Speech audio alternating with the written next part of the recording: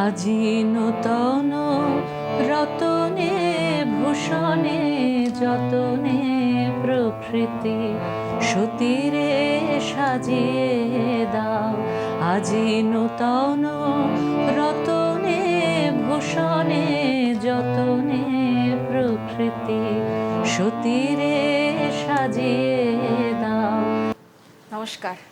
নববর্ষের এই পূর্ণ লগ্নে এর থেকে ভালো শুরু সত্যি কি আর কিছু হতে পারে? সঙ্গে রয়েছেন বিশিষ্ট শিল্পী জয়তী চক্রবর্তী, যার সত্যি আলাদা করে আমার বোধহয় পরিচয় দেওয়ার কোনো ধৃষ্টতা নেই। আর নতুন বছরের প্রাক্কালে আমি যেমনটা বলছিলাম যে জয়তীদির গানেই সেই কথা আছে, আজি পুরানো যা কিছু দাও গো খুঁচায়, মলিনো যা কিছু হেলো গো মুছায়। এটা দিয়ে তো বোধহয় শুরু হওয়া উচিত। একদম একদম নতুনকে আহ্বান জানানোর জন্য আমরা পুরনোকে মোছাতে পারি না বটে, কিন্তু মলিনকে ঘোচাতে পারি। আজি নূতন রতনে ভূষণে যতনে প্রকৃতি নূতন কিরণ ছড়িয়ে দাও। আজি নূতন রতনে ভূষণে যতনে প্রকৃতি সতীরে সাজিয়ে দাও।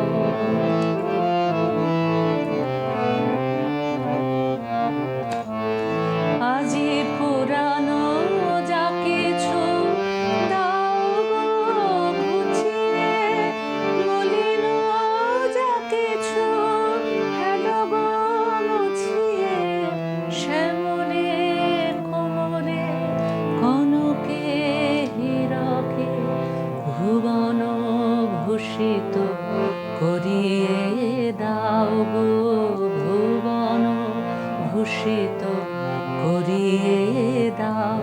আজি নূতন রতনে ভূষণে যতনে প্রকৃতি সতীরে সাজিয়ে দাও।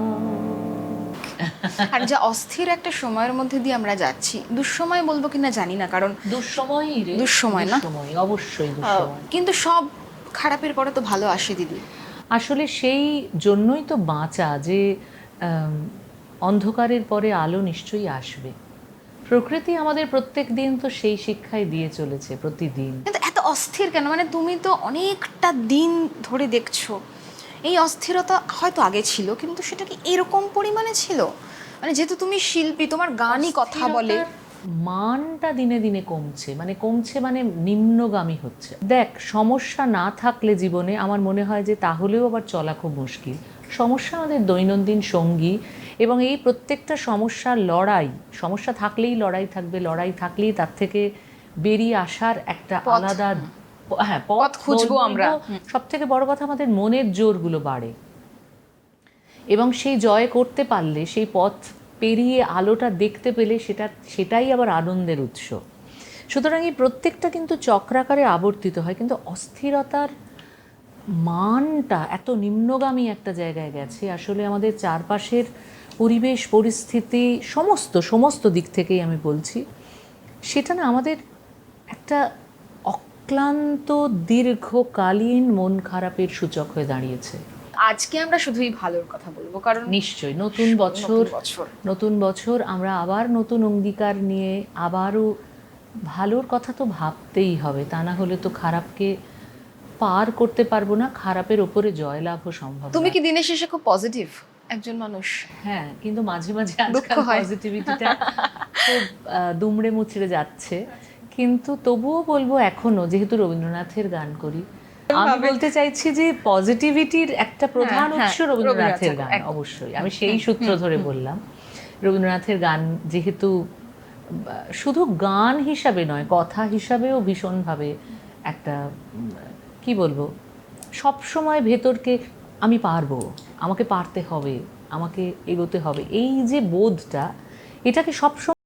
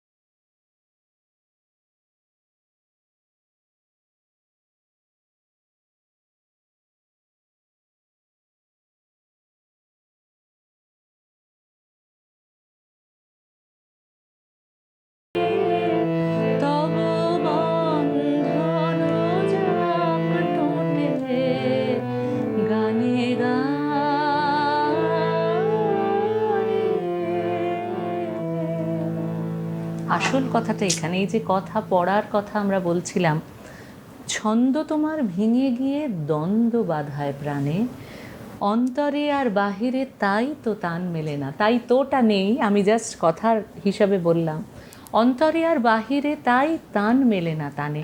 আসলে ছন্দ ভেঙে গেছে বলেই না যত দ্বন্দ্বের সৃষ্টি। এই চারপাশের এই ছন্দটা, আমাদের জীবনের আসলে চলার ছন্দটাই ভেঙে গেছে রে।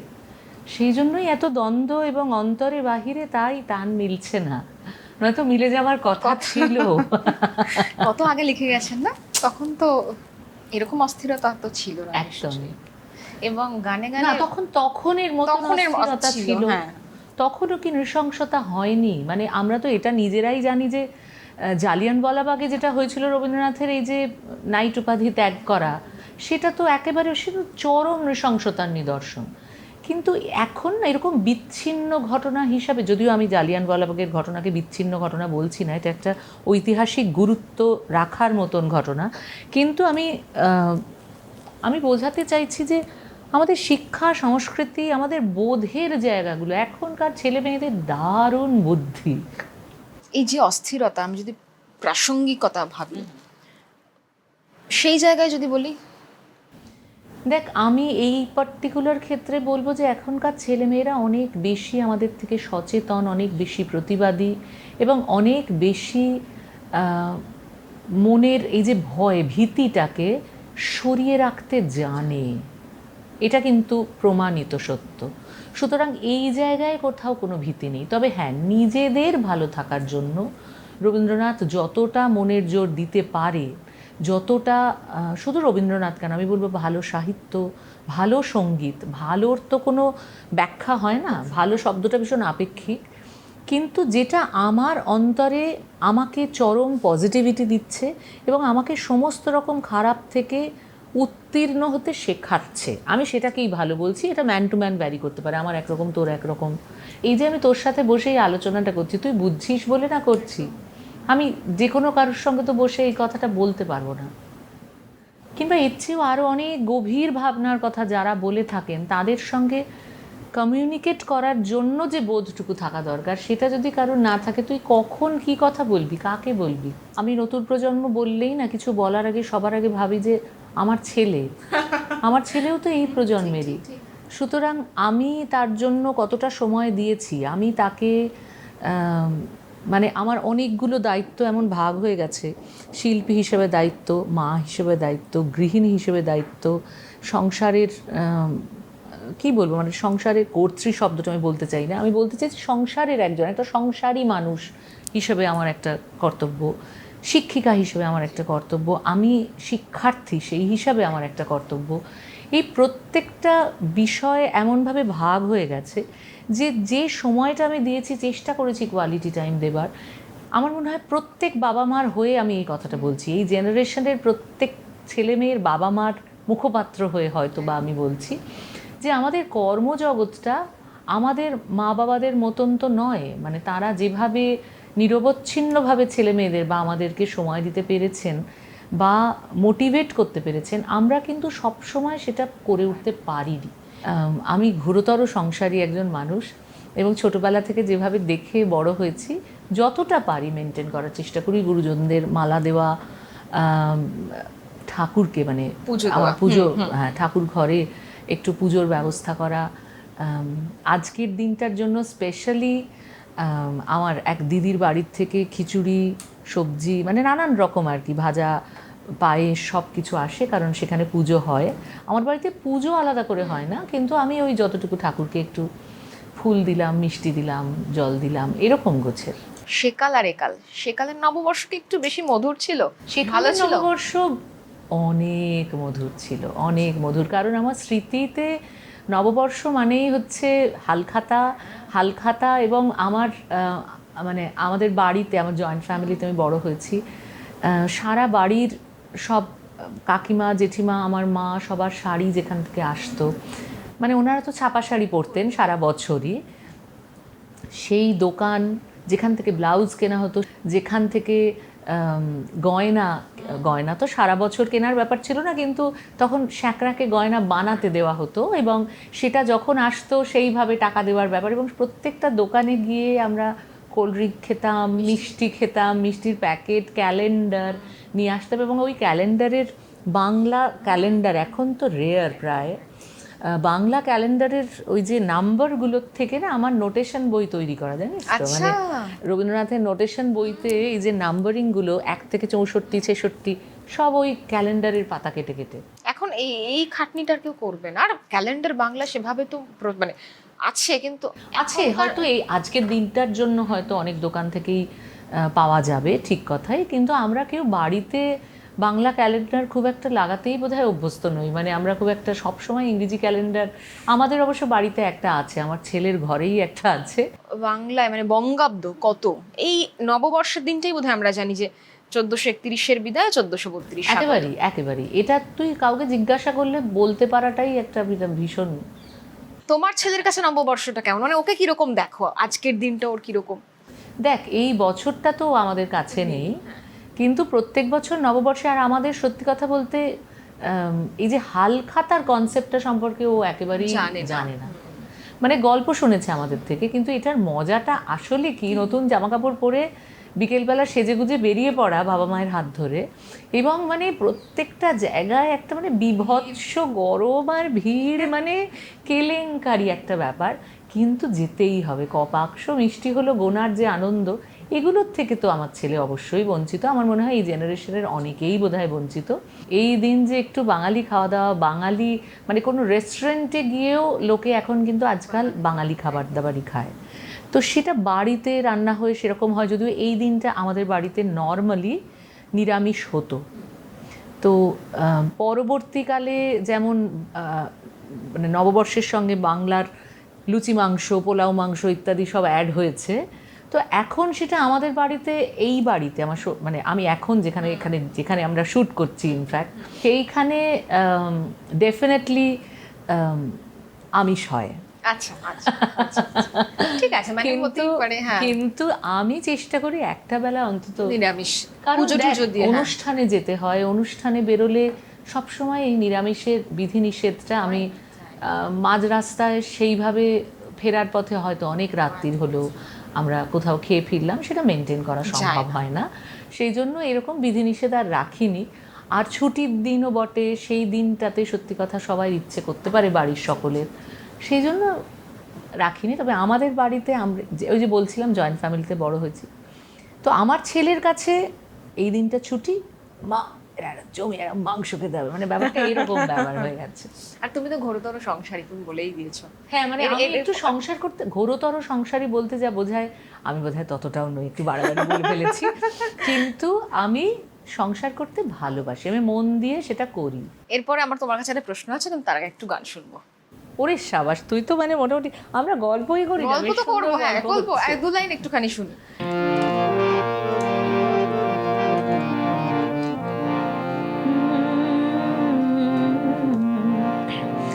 মাঝে মাঝে তব দেখা পাই, চিরদিন কেন পাই না।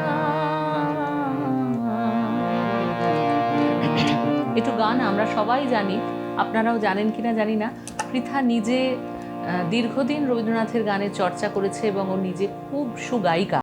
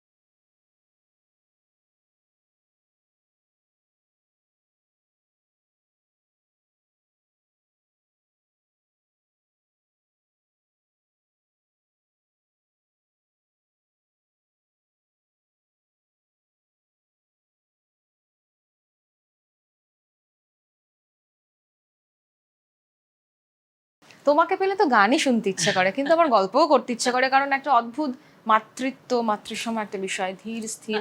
কারণ এখন তো মানুষ কথা কম শোনেন, অনেক বেশি সোশ্যাল মিডিয়া, অনেক বেশি যন্ত্রের উপর নির্ভরশীল হচ্ছি। পাশাপাশি মানুষটা বসেও নিজেদের মতো আমরা সোশ্যাল মিডিয়া নিয়ে ব্যস্ত থাকি। সেই জায়গায় এই কথাগুলো খুব গুরুত্বপূর্ণ বলে আমার মনে হয়। এই যে গান পড়ার যে অভ্যেসটা, সেটা করার আগে সেটা তৈরি সত্যি আমিই তো পারিনি। আমি কি করে দোষারোপ করব যে এই জেনারেশনের সবাই সেটা করবে? আমি যদি করে দেখাতে পারতাম তাহলে আমি বলতে পারতাম গলার জোর নিয়ে যে হ্যাঁ আমি তো করেছি, তাহলে আপনারা কেনই বা করেন না। এটা বলার আমার কোনো জোর নেই, কারণ আমিই সেটা করে উঠতে পারিনি। তবে আমি চেষ্টায় এখনও আছি। আমি বিশ্বাস করি যে একটা না একটা সময় জীবনের এই পথে ফিরতেই হবে, ফিরতেই হবে। এবং যখন সেই সময়টা হবে তখন যেন কোনোভাবে অবহেলায় সেই সময় নষ্ট না। কিন্তু সেটা কি অনেক দেরি হয়ে যাবে না মনে হচ্ছে?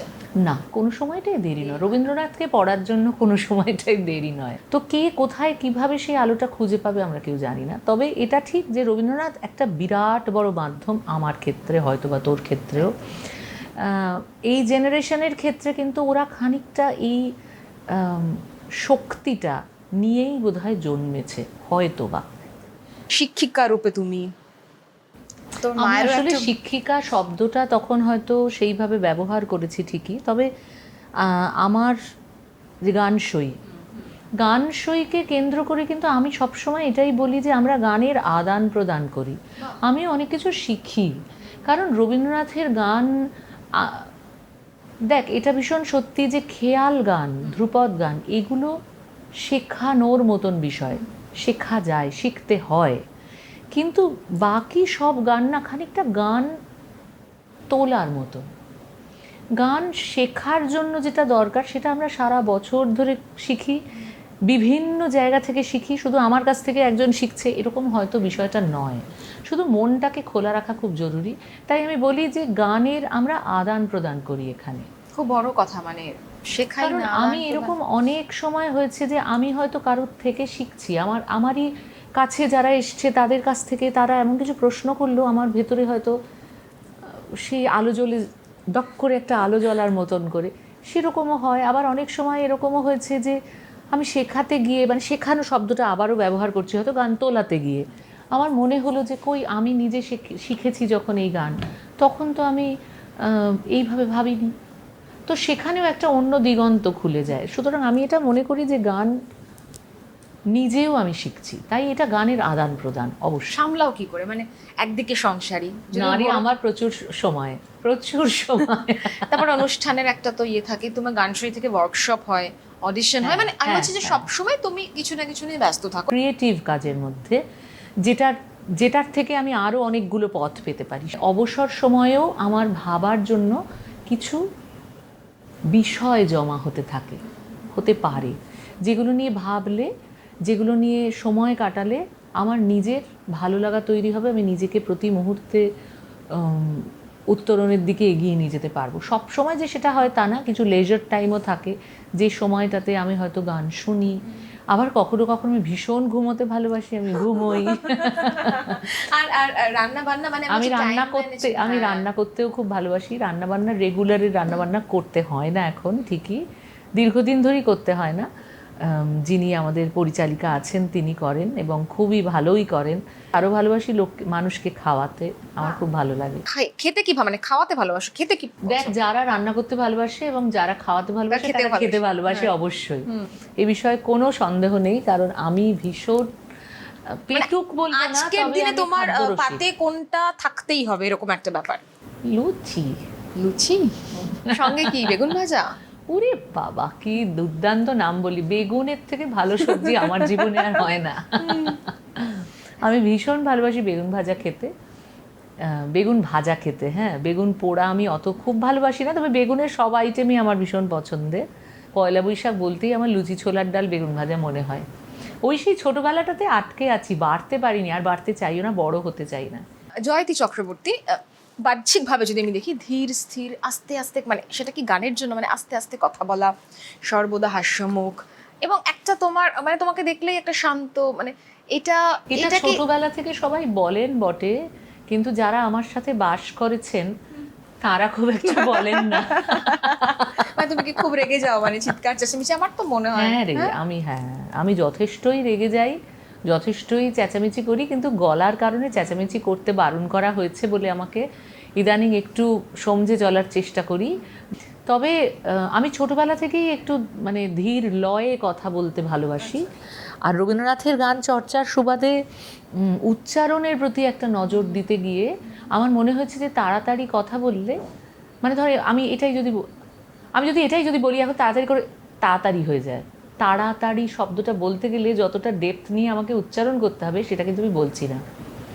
সেটা বলতে গেলে আমাকে একটু ধীর হতেই হবে, তা না হলে সেই অভ্যেসটা করা খুব ডিফিকাল্ট। আর তো প্রত্যেকটা শব্দের ওজন বুঝে যদি আমি উচ্চারণ করি, এবং আমি মনে করি যে আমরা যেভাবে কথা বলি সেইভাবেই যদি আমার গানের অভিব্যক্তি হয়, সেটাই হওয়া উচিত।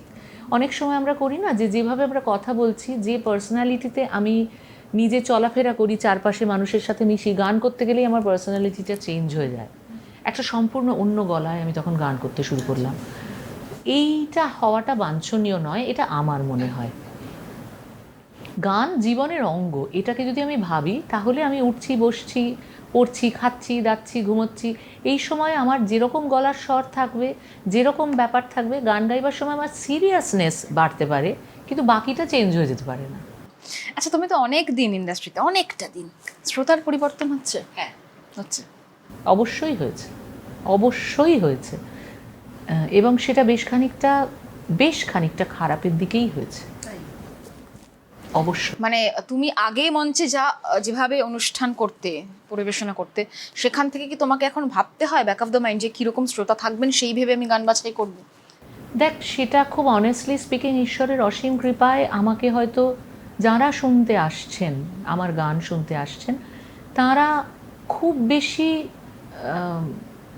মানে তারা জেনেই আসছেন যে তারা কি শুনবেন। ম্যাক্সিমাম মানুষের ক্ষেত্রে এটা শুনেছি যে নাচের গান হোক, নাচের গান হোক। এই যে নাচের গান মানে কি, মানে নাচের গান মানে কি তক্ষুনি সবাই উঠে নাচানাচি করবেন? এটা যদি হয় তাহলে তার মানে অন্যরকম হয়। কিছুদিন আগেই হৈমন্তীদির সাক্ষাৎকার নিয়েছি। শুরু থেকেই দিদির গলায় খুব আক্ষেপ, কারণ দিদির বক্তব্য যে আমি গান গাইলাম, আমার গান মানুষ বসে শুনলেন, আমি যেই নেমে গেলাম তারপরে থেকেই চিৎকার যে নাচের গান শুনবো, এরপরে শিল্পীর কাছে নাচের গান শুনবো। ওনার এই কথার মধ্যে ভীষণই একটা জাস্টিফিকেশন আছে, যে মানে আক্ষেপ করার মতনই বিষয়। আমি যেন প্রথমেই বললাম যে অনেক চেঞ্জ করে গেছে, এবং সেটা খারাপের দিকে ইন দ্য সেন্স, নাচের গান খারাপ আমি একবারও বলছি না, কিন্তু সারাক্ষণ কেন মানুষ বসে 3 ঘন্টা সেটা কিন্তু শুনছেন, এক্স্যাক্টলি শুনছেন না। কিছু মানুষ সেটা শুনছেন, তবে আমি এখানে মনে করি শিল্পীদেরও অনেকখানি ভূমিকা আছে। আমরা আসলে ভয় পাই প্রত্যেকে, আমিও তার মধ্যে একজন, যেখানে আমাদের মনে হয় যে আমরা আমাদের শ্রোতা হারিয়ে ফেলবো না তো, আমাকে আবার ডাকবে এখান থেকে। এই যে ধর কোথাও একটা অনুষ্ঠান করে এলাম, এটা খুব মজা করে বলছি, কি যে ভালো গান হয়েছে দিদি, কি বলবো, পরের বছর কিন্তু আপনাকে আসতেই হবে, আমরা এখন থেকে বুক করে রাখলাম। পরের বছর থোড়াই ডাকছে, মোটেই ডাকছে না। এবং এটা কখনোই হচ্ছে না, খুব একটা দুটো জায়গায় হয়তো হচ্ছে যে পরপর 2 বছর গেছি কি 3 বছর গেছি। এবার একটা গান শুনি, অনেকক্ষণ গল্প করেছি।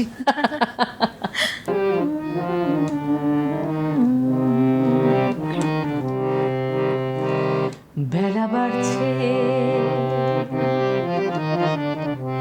বেলা বাড়ছে, কিছু রোদ্দুর তবু চুপচাপ, হাওয়া গাইছে ওরা স্বপ্নের চেনা সংলাপ।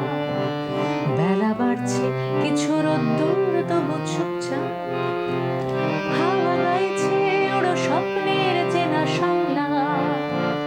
ধুলো বলছে চলো অন্য পথে খেলবো, মন চাইছে সব তোমাকে ডেকে বলবো, মন চাইছে সব তোমাকে ডেকে বলবো। বেলা বাড়ছে, বেলা বাড়ছে, কিছু রোদ্দুর তবু চুপচাপ, হাওয়া গাইছে ওরা স্বপ্নের চেনা সংলাপ। বেলা বাড়ছে, কিছু রোদ্দুর তবু চুপচাপ, হাওয়া গাইছে ওরা স্বপ্নের চেনা সংলাপ। ধুলো বলছে বলছে চলো অন্য পথে খেলবো, মন চাইছে সব তোমাকে ডেকে বলবো, মন চাইছে সব তোমাকে ডেকে বলবো, মন চাইছে সব তোমাকে ডেকে বলবো। বেলা বাড়ছে।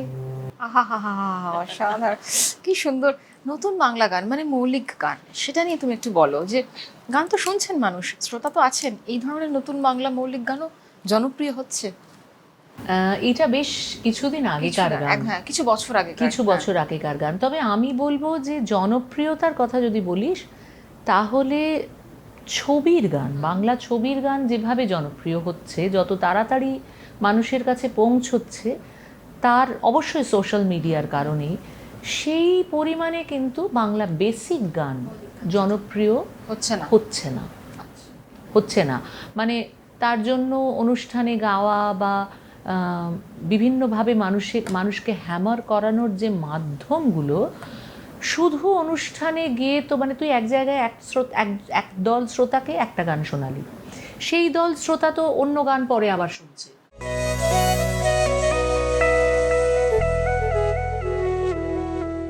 বেলা বাড়ছে, কিছু রোদ্দুর তবু চুপচাপ, হাওয়া গাইছে ওরা স্বপ্নের চেনা সংলাপ। বেলা বাড়ছে, কিছু রোদ্দুর তবু চুপচাপ, হাওয়া গাইছে ওরা স্বপ্নের চেনা সংলাপ। ধুলো বলছে চলো অন্য পথে খেলবো, মন চাইছে সব তোমাকে ডেকে বলবো। শুধু রবীন্দ্রনাথের গান তুমি করো না, তুমি ভার্সেটাইল সিঙ্গার।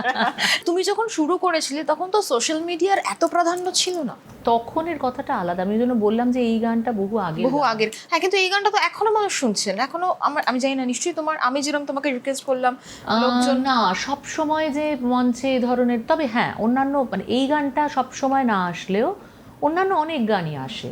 অনেক গানের জন্যই আমাকে বলা হয়, রূপকথার কথা বলা হয়, তারপরে ধর চাঁদ, কে জানে কি উঠবে, কে জানে আজ উঠবে কিনা, এই ধরনের গান, মানে যেগুলো যখন বেরোচ্ছে কিছু মানুষের তোর মতন যারা গান বাজনা শুনতে ভালোবাসেন, তাদের হয়তো এটা মনে হচ্ছে যে আমি শুনবো, তারা হয়তো আমার গান শুনতেই তারা ভালোবাসেন হয়তো বা।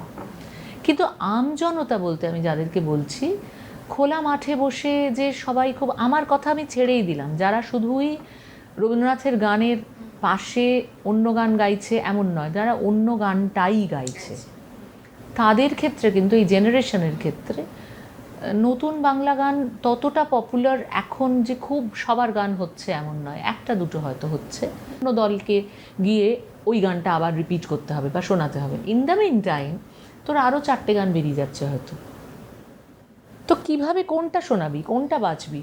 তুই অনুষ্ঠানের লেন্থটাকে তো চেঞ্জ করতে পারবি না, বাড়াতে পারবি না।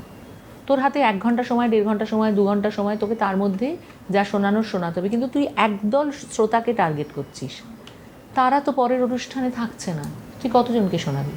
তো আমার মনে হয় মাধ্যমগুলো, যেটার মাধ্যমে একসময় বাংলা বেসিক গান বহু মানুষের কাছে পৌঁছেছিল, সেই মাধ্যমগুলো আস্তে আস্তে বন্ধ হয়ে গেছে। লাস্ট হিট বেসিক গান তুই কি বলতে পারবি এই জেনারেশনের কারুর? আমার তো মনে হয় মেঘলার বোধহয় কেন রোদের মতো হাসলে না, এরপরে সবই কিন্তু সিনেমার গান।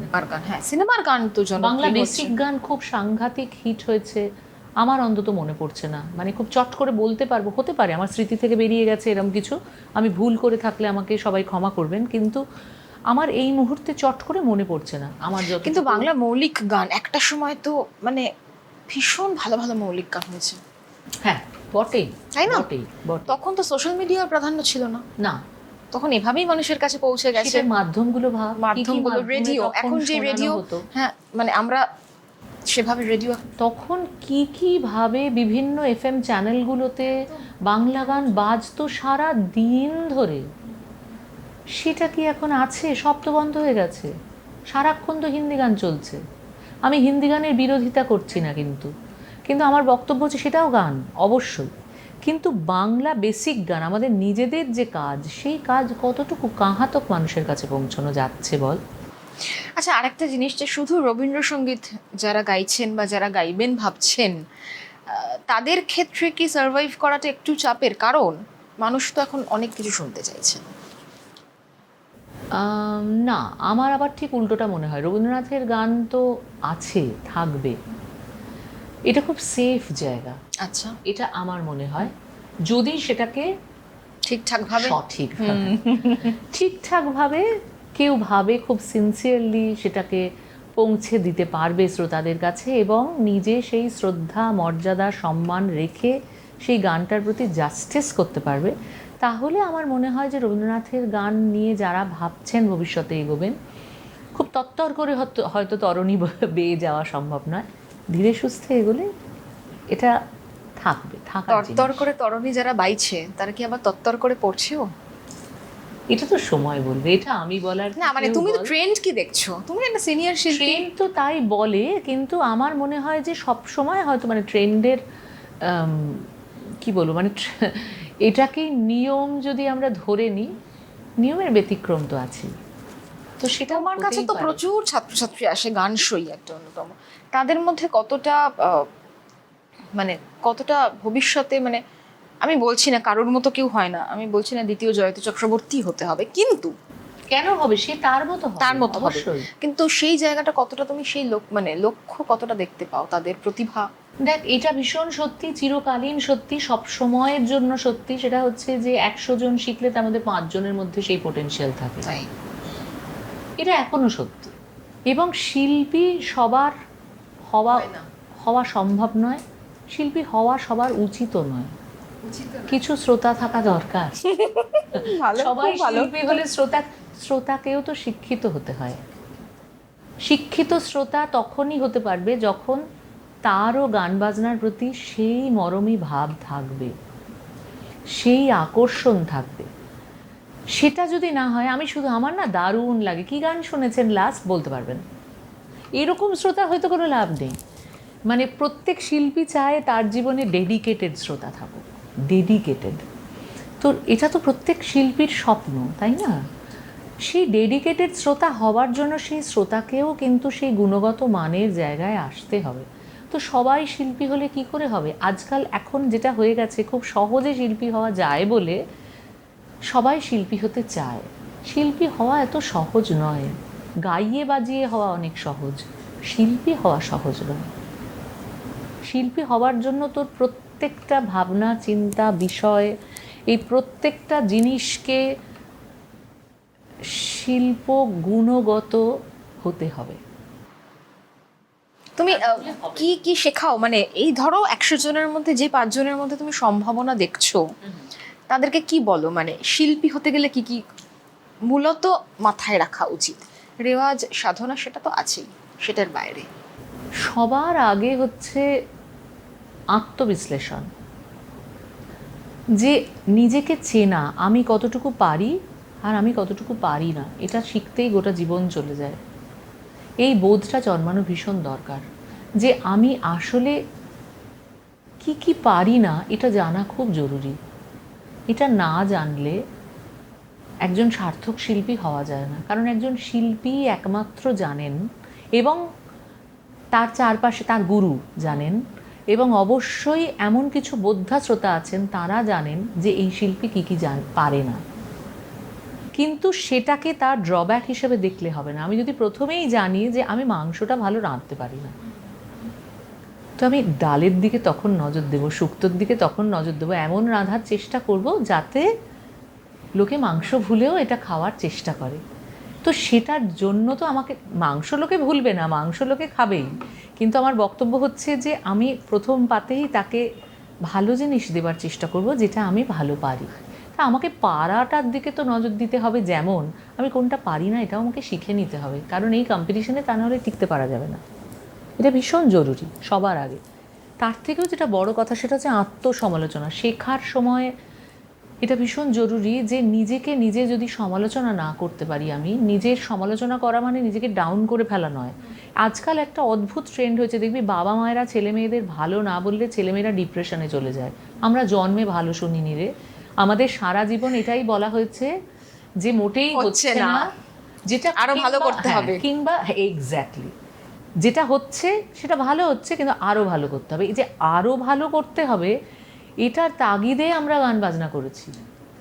সেটা গুরু থেকে শুরু করে আমাদের মা বাবারা থেকে শুরু করে মানে প্রত্যেকে, মানে যারাই বড় ছিলেন তারা সব সময় এই কথাই বলতেন, আরো ভালো হবে, খুব ভালো হয়েছে, এইটা আরো না, ভালো এটা হবে। তুমি বলছো, এটা আমার একটা আক্ষেপ ছিল, জানো তো। আমার মানে এক ছিল কি, এখনো আছে, আমার মা যখন টুকটাক আমি অনুষ্ঠানে গাই, কখনোই ভালো হলেও এখনো মানে আজকে অবধিও বলে এরা যে দারুণ হয়েছে, খুব এটা না ভালো বুঝতে হয়েছে। নিশ্চয়ই এখন পারছি, এখন যে আমি এটা পারি কি, যে হ্যাঁ, মানে কতটা কিন্তু অনেক গুরুত্ব জায়গায় এটার। অনেক জায়গায় দেখি যে অভিভাবকরাই কি আবার কি ভালো কি ভালো, মানে এটা না মানে কি বলবো, মানে ওই ট্রেন্ড চেঞ্জ হওয়ার কথা বলছিলি যেটা, এটা বোধহয় একরকম ওই ট্রেন্ড চেঞ্জ হয়ে যাওয়ার মধ্যে একটা ব্যাপার, যে ছেলে মেয়েদের আজকাল ভালো না বললে ভীষণ ডিপ্রেশন হয়। আমি আমার ছেলের ক্ষেত্রেই বলছি, ছোটোবেলায় ও আমাকে খুব অভিযোগ করতো সবার সামনে, তুমি সারাক্ষণ আমার নিন্দে করো, আমি এটা পারি না, আমি এটা পারি না, আলাদা করে খুব অভিমান হতো আমার উপরে। আমি তখন বলতাম, কেন বলছি তুই এটা আমি এখন? আমার মাকেও এখনো বলি যে তুমি কখনো আমার প্রশংসা করো না, কোনোদিনই করো, আমার কি কিছুই কখনোই, মানে এটা কোনোদিনও মার থেকে এক্সপেক্টই করিস না, কারণ মায়ের কান এটা হয়তো রিয়েলাইজ করতে পারেন যে তোর ভালো হলে, আরও ভালো হলে, তাহলে তুই আরও ভালোর চেষ্টা করবি। এই ভাবনাটা, এই যে তোর জন্য সৎ চিন্তা করার, এই মানুষগুলোই তো আস্তে আস্তে হারিয়ে যাচ্ছে রে। আছে তার জন্য গ্র্যাটিটিউড জানা, আমার মনে তো হয় সেটাই। আমার মা যেমন জীবনেও কোনোদিনও, আমি তো অনেক কম বয়সে বাবাকে হারিয়েছি, সে বাবার কাছ থেকে আমি সেভাবে কিছুই, মানে গান বাজনাগত দিক থেকে প্রেজ করা বলতে যেটা বোঝায় সেটা আমি কোনোদিনও পাইনি, এবং আমার বিশ্বাস কোনোদিনও, মানে আমার বাবা বেঁচে থাকলেও বোধহয় সেটা করতেনও না। আমার মা কোনোদিনও করেন। অন্যান্য লোকেদের বলেছে টলেছে মাঝে মাঝে, এই গানটা শুনলাম কি ভালো লাগলো, হেন তেন, মাঝে সাঝে আজকাল হয়তো রেকর্ড টেকর্ড শুনে অনেকে ভালো যখন বলছে তখন হয়তো গিয়ে বললো বাহ ভালোই তো গেয়েছিস, মানে এরকম। এর বেশি কোনো দিনও কোনো একটা, এটা তোমায় শোনাতে বসলাম, একটু শোনো তো, হ্যাঁ ঠিক আছে, এখানটা ঠিক হচ্ছে না, ওখানটা ঠিক হচ্ছে না, এটা এটা আরও ভালো হবে, করতে থাকো আরও হবে, এটাই বলে। তো এটা না আমি দেখেছি যে এটা ভীষণ জরুরি, এবং এই মানুষগুলো থাকা জীবনে খুব জরুরি। তার মানে কিন্তু আবার এটা আমি বলছি না, কিছু ভয়ঙ্কর বোদ্ধা শ্রোতা তারা বোদ্ধা হবার ভান করে এমন এমন কিছু কথা বলেন, এটা তো ঠিক, মানে এটা ঠিক ঠিক করলে না, আর অন্য গান হলে ভালো হতো, মানে এইটাকেও আবার আমি কিন্তু সাপোর্ট করছি না। আমি সেই পরিস্থিতি তুমি কিভাবে হ্যান্ডেল করো? কিছুই করি না, জাস্ট চুপচাপ থাকি, কিচ্ছু বলি না। কারণ এখন তো ট্রোলিং এর যুগ, সেই জন্যই আমি বলছি যে কিভাবে সোশ্যাল মিডিয়া ট্রোলিং এর কথা বলছি, সেরকম বহু মানুষ তো বহু কথা বলেছেন। আমি সেটা দেখ, একজন শিল্পী হতে গেলে বা আমি যখন লোক সম্মুখে আসছি, আমাকে কিন্তু খারাপের সাথে ভালোর সাথে খারাপটাও নিতে হবে, তা না হলে বাড়িতে বসে গান করো প্রস্তুতি। ভাই। হ্যাঁ, একদম। তো আমরা প্রচণ্ডই, মানে আমি নিজে যেমন ভীষণভাবেই বিচলিত হয়ে যাই, বিচলিত হই না তা বলবো না, মন খারাপ হয়, দুঃখ হয়, কখনো কখনো এটাও মনে হয় যে না আমি তো ভালোই করেছি, কিন্তু কেন জানি না এরকম কারোর ভালো লাগছে না, এরকম তো হয় অনেক সময়। আমরা ধর ইউটিউবে একটা গান রিলিজ হবে, তো সেই গানটা খুব, প্রত্যেকটা গানই আমাদের কাছে সন্তানের মতো, তো সেটাকে খুব ভালোবেসে আদর করে যত্ন করে একটা গান রেডি করা, তার জন্য অর্থ খরচা, দৈহিক কায়িক পরিশ্রম, মানসিক পরিশ্রম, সমস্ত কিছু দিয়ে এবং অনেকগুলো মানুষের পরিশ্রম একজোট হয়ে একটা গান তৈরি হলো। সেই গান যখন ইউটিউবে দেওয়া হলো তখন কিন্তু দেখা গেল যে মানুষের ভালো লাগছে না। নিচে তারা অনেক কমেন্ট করছেন কমেন্ট সেকশনে, যেখানে তাদের মনে হচ্ছে যে এই গানটা ঠিক মনের মতো হয়নি, তাদের মনের মতো হয়নি। খারাপ কি লাগে না? নিশ্চয়ই লাগে, নিশ্চয়ই লাগে। কিন্তু তারপরে এটাও মনে হয় যে অনেক সময় অনেক গানের পেছনে হয়তো এতটা এফর্ট, এতটা এক্সপেকটেশন হয়তো নেই, কিন্তু সেই গান মানুষের ভালো লেগেছে। তো এটা না ব্যালেন্স হয়ে যায়, ইউনিভার্সটা ব্যালেন্স করে নেয় নিজের মতন করে।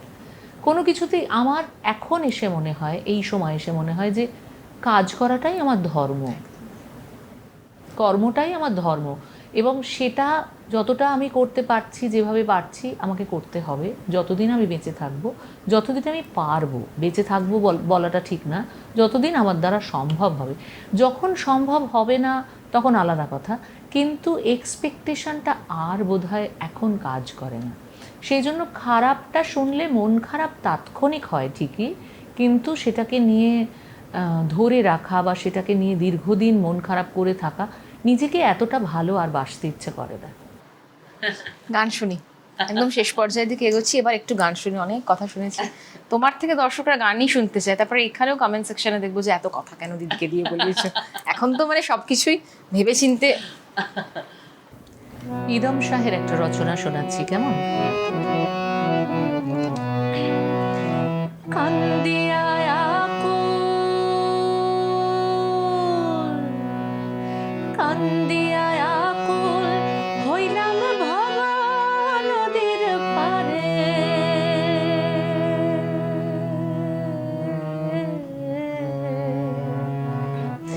কান্দিয়া আকুল হইলাম ভবা নদীর পারে,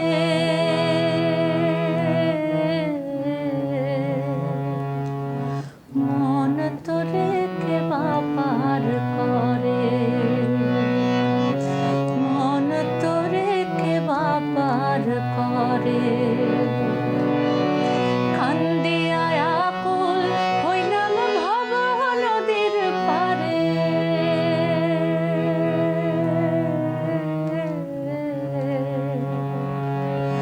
মন তোরে কে বাপার করে, মন তোরে কে বাপার করে, অসময়ে দিন গোয়া,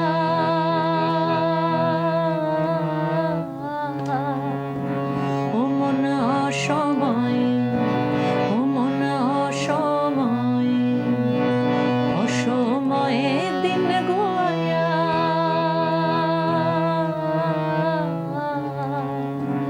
আমি আইলাম নদীর পারে, আমি আইলাম নদীর পারে, মাঝি তোর নাম জানি না, মাঝি তোর নাম জানি না, আমি ডাক দেব কারে, আমি ডাক দেব কারে,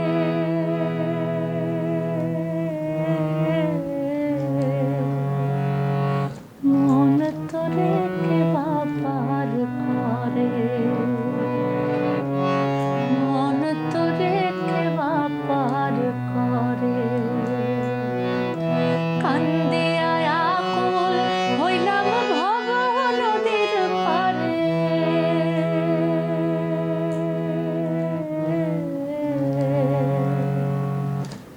মন তোরে কে বাপার করে। একদম শেষ পর্যায়ে আমরা চলে এসেছি। নতুন বছর খুব ভালো কাটুক, কিন্তু কি কি মাথায় রাখবে তুমি? আমরা রেজলিউশন কথাটা বলি, কিন্তু সেভাবে তো রেজলিউশন হয় না রাখা, কারণ আপস অ্যান্ড ডাউনস প্রচুর আসে। ঠিক, তবু আমরা কিছু একটা ভেবে এগোই, ভালো হবে সেটা ভেবেই এগোই। তোমার এবছরের কি কি রয়েছে লাইন আপ একটু শুনি। আমার ব্যক্তিগত জীবনে, গানের জীবন, ব্যক্তিগত জীবন সবটা নিয়ে, মানে নতুন কি আসবে? হ্যাঁ, বেশ কিছু কাজের প্ল্যানিং রয়েছে অবভিয়াসলি। সেটা এটার পরেই হচ্ছে 25শে বৈশাখ। আমার এই দুদিন আগেই একটা গান রিলিজ হয়েছে পয়লা বৈশাখ উপলক্ষেই। সেটা তো যারা শুনেছেন অবশ্যই, আর যারা শোনেননি তাদেরকে শোনার অনুরোধ জানিয়ে রাখলাম অবশ্যই। এছাড়া সারা বছর ব্যাপী আমার নিজস্ব ইউটিউব চ্যানেলের জন্য বিভিন্ন কাজের প্ল্যানিং আছে, 25শে বৈশাখ, 22শে শ্রাবণ, তার মাঝেও ইনফ্যাক্ট। এবং সেটা শুধু রবীন্দ্রনাথের গান বলবো না, নানান ধরনের গান মিলিয়ে মিশিয়ে ইচ্ছে আছে। সেটা তো একটা কাজের জায়গা আমার অবশ্যই। ব্যক্তিগত স্তরে আমার মনে হয় আমার পড়াটা, মানে পড়াশোনাটা আরেকটু বাড়ানো দরকার। সেটার সময় এবছর একটু বের করতে হবে মনে হয়। বহু বই জমে আছে, সেই বইগুলো এবার একটু পড়তে হবে। এবং খুব ইচ্ছে একটু শ্রুতি নাটকের দিকে নজর দেবার, মানে একটু খুব, এটা একদমই নিজের জন্য। আমার মনে হয় যে ওইভাবে পড়তে পারা, তাতে না যে অভিনয়ের যে প্রয়োজনটা পড়ে, যতটুকু অভিনয়ের প্রয়োজন পড়ে, সেই অভিনয়টা গানের জন্য খুব এফেক্টিভ। আমার মনে হয় যে সেটা গানেও আমাকে আলাদা রকমভাবে হেল্প করতে পারে। তো সেটার দিকে একদমই নিজের মতন করে আমার একটু শেখার ইচ্ছে, জানার ইচ্ছে, করার ইচ্ছে। আর অবশ্যই নিজেকে বুস্ট করা, প্রত্যেক দিনের রেজলিউশন বলবো না, আমি ম্যানিফেস্টেশন বলবো, যে আমি খুব ছোট ছোট টার্গেটে এখন আর লং টার্মে জীবনটাকে ভাবতে ইচ্ছে করে না। মানে করে না এই কারণেই, কারণ পৃথিবীটা এত তাড়াতাড়ি, জগৎ সংসার এত তাড়াতাড়ি বদলে যাচ্ছে, চারপাশটা এমনভাবে ঘেটে যাচ্ছে যে সেটা সবসময় আমাদের হাতে থাকছেও না, যে আমি এই সময় এটা করে ফেলবো, ওই সময় ওর মধ্যে আমাকে ওইটা করতে হবে, এরকম টার্গেট ফিক্স করে জীবনে এখন অন্তত চলা যাচ্ছে না। তো আমার মনে হয় ছোট ছোট টার্গেট ফিক্স করে যদি আমরা এগোই তাহলে কিছু ম্যানিফেস্টেশনের জায়গা আসে। আমার মনে হয় যে সেগুলো নিজেকে প্রতি মুহূর্তে প্রত্যেক দিন বলে চলা, যাতে আমি নিজেকে নিজে মোটিভেট করতে পারি। আর এক কণাও পজিটিভিটি যদি ঈশ্বর আমার মধ্যে দিয়ে থাকেন, আমি যদি সেটা গেইন করে থাকি, তাহলে একটা মানুষের মধ্যে অন্তত সেটা ছড়ানোর চেষ্টা করা। ঠিক ঠিক। আর একক জয়তী পাবো এবছর? একক জয়তী পাবি না, তবে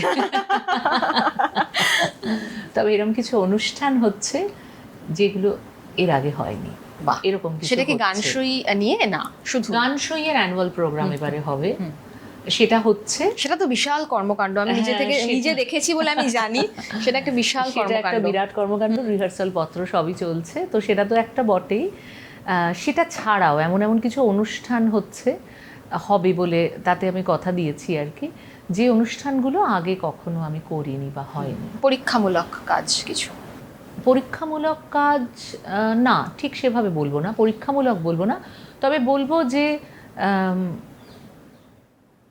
হয়তো আমার তরফ থেকে পরীক্ষামূলক কিছু না, যারা আয়োজক তাদের ক্ষেত্রে পরীক্ষামূলক, কিন্তু কম্বিনেশন, আর্টিস্ট কম্বিনেশন সেরকমগুলো এর আগে খুব একটা হয়নি। বাহ, খুব ভালো থাকো, আগামী বছর খুব ভালো কাটুক, এরকম গান শুনিয়ে যাও। খুব ভালো থাক, এবং সব থেকে বড় কথা হচ্ছে যে প্রত্যেকটি মানুষ, তারা সবাই 1432-এ নতুনভাবে ভালো থাকার জন্য নিজেদেরকে প্রস্তুত করুন। ভালো থাকাটাও একটা আর্ট, এবং নিজে ভালো না থাকলে ভালো রাখা যায় না। তো আমার মনে হয় যে সেটাও ভীষণভাবে জরুরি। আর এরকম সুরেই থাকো, মানে সারাক্ষণ এরকম একটা আবেগ ঘন মুহূর্ত তুমি তৈরি করো শ্রোতাদের মধ্যে। এটাই এটাই চাইবো শুধু তোমার থেকে, তোমার থেকে আর বেশি কিছু চাওয়ার নেই। শেষ করবো তোমার গান দিয়ে।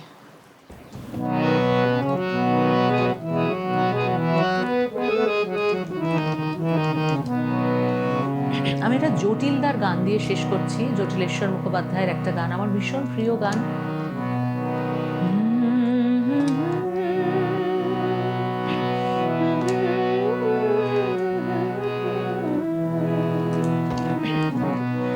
জীবনের আসল যে সারমর্ম, সেটা এমন একটা জায়গায় এসে দাঁড়িয়েছে, আমরা তো এই মুহূর্তের এটাই সত্য, আমার অন্তরে চলা যে গতিবিধি, যেটা আমার মন যেভাবে প্রবাহিত হচ্ছে, সেটাতে আমার এই মুহূর্তের ভাবনায় এই গান যা বলছে সেটাই প্রবাহিত হচ্ছে। আসলে আমাদের দুটো সত্তা, প্রত্যেক মানুষের অন্তরে দুটো সত্তা। একটা সত্তা প্রতি মুহূর্তে এই কর্ম করো, ভোগ বিলাসিতা, নিজে যদি ভোগই না করতে পারলে তাহলে জীবনে কি হলো এত কিছু করে। তো এই সবের মধ্যে এক্সপেকটেশনে মোড়ানো, তাতে দুঃখ কষ্ট সর্বস্ব মিলেমিশে আছে, একটা অদ্ভুত রঙিন জীবন, সেই জীবন। আর সেটা একটা সত্তা, তার কথা বলে আমার মন সেই মুখী।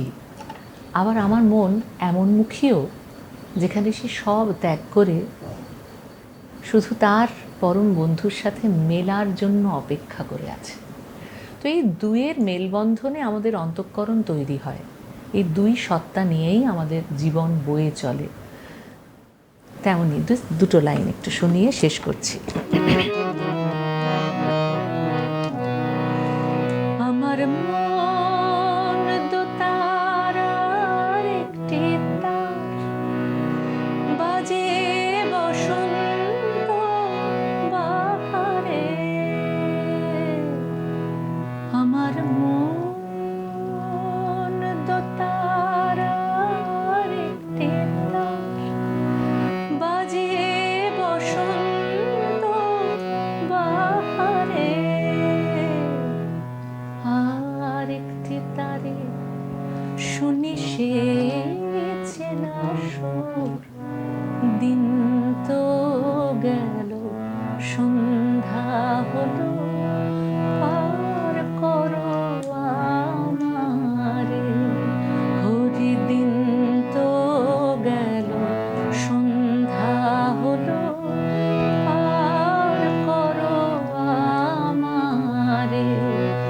আমার মন তো তা